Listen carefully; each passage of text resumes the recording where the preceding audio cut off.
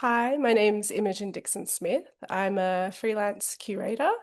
I've worked previously at institutions including the National Gallery of Australia and Artbank, and I was a Creative Australia peer in the previous pool. Great.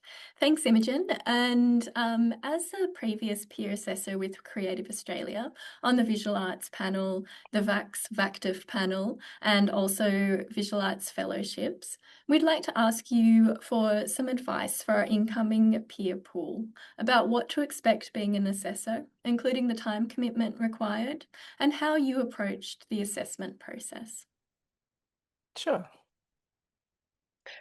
So uh, I guess as a peer, the first thing to think about is to expect a really interesting and enjoyable process. Um, I guess being an assessor has kind of two sides to it. There's the more kind of internal, solitary, self-guided process of assessing, where you sit with the application materials and you sort of come to your own marking based on the guidelines provided.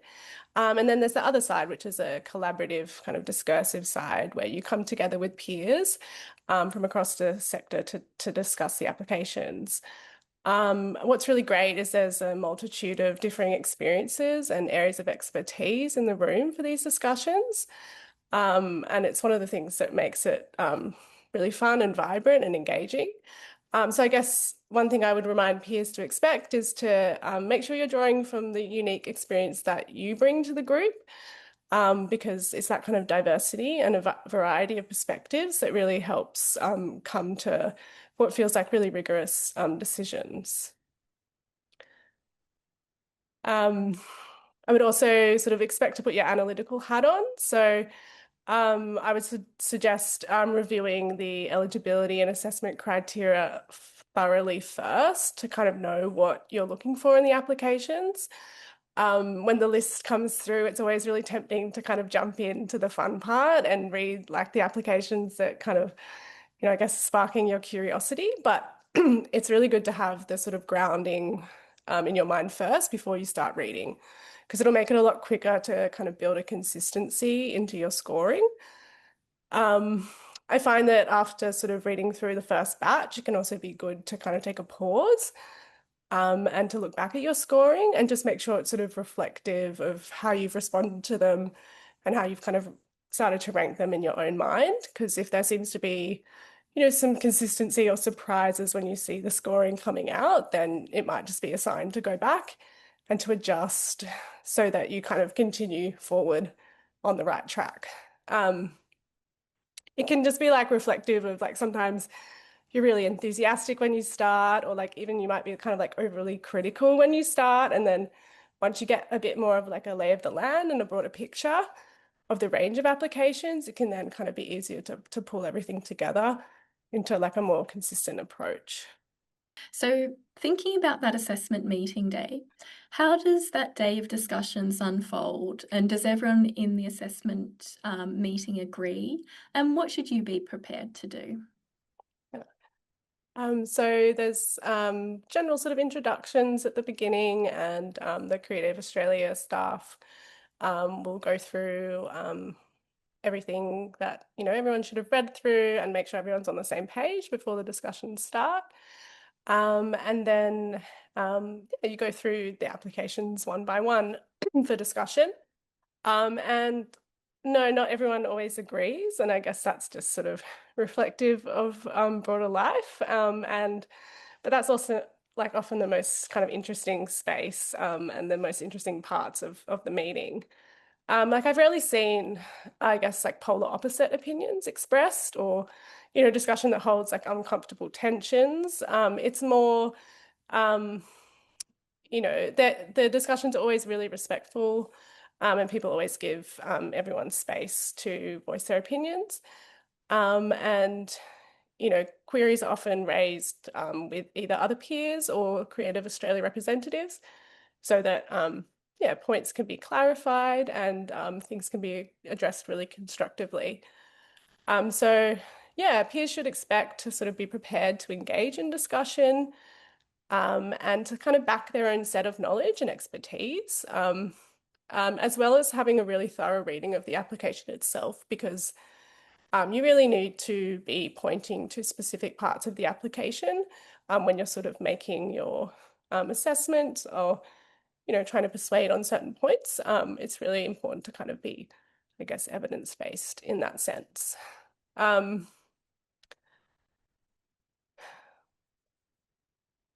That's really great points there, okay, cool. Imogen. Thank you for that. So now just thinking a little bit more broadly, can you describe the impact being a peer assessor has had on your professional and personal development? Yeah, sure. So I guess it's a really amazing way of learning how to put together a really strong grant application. So if that's, something that's relevant to you either as an artist or working for an arts organization, it's a really great way to get a sense of what makes an application really stand out. Um, it's really hard to do that if you're not seeing what other people are also putting forward.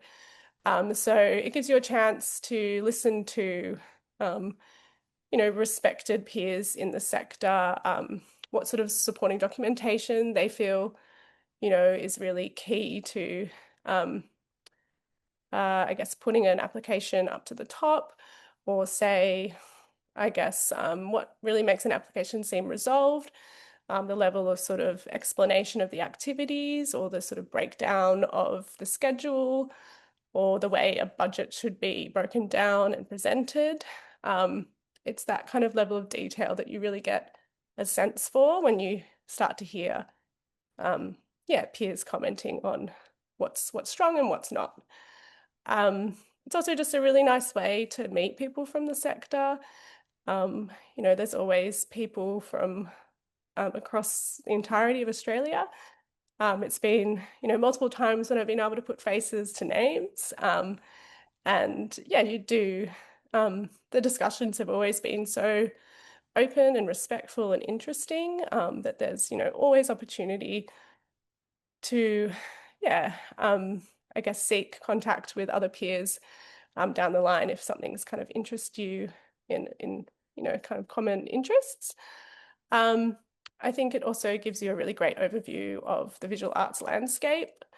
Um, it certainly introduced me to some emerging practices that I wasn't aware of, due to sort of artists being in other states or, just not coming across people's practices. I think there's always a curator that says, I can't believe I haven't heard of that artist. So it's just, you know, it's so hard to keep on top of everything. And it's just a really nice way to see kind of broadly what's kind of happening at a point in time. And I guess on a more personal level, it did really help increase my confidence in, I guess, in situations of being on a panel, whether it's um, a grant assessment panel, even say job interview panel, of providing an expert opinion and learning ways to sort of put your points forward in a persuasive way, by both practicing it and also seeing other people that are very experienced, what kind of methods they use as well.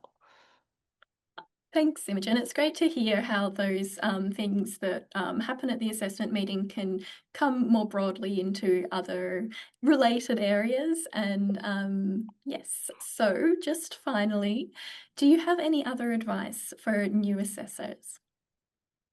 I guess I would say just enjoy the process. Like it's a real privilege to be involved in this kind of assessment. I think that we can all agree these grants make a real difference to artists and organizations. And it's quite special that we have this kind of peer assessment model. Um, and it kind of only works if everyone puts the work in and, contributes to kind of rigorous and dynamic discussion. So I guess make sure you pull your weight, do your research, and don't be afraid to voice something. Even if it's a question that you feel is a bit silly, I've done that before, and it always turns out that at least one other person might have been thinking the same thing in the room, and it just leads to, I guess, more transparency, more openness, more discussion, um, and yeah, hearing and learning from everyone.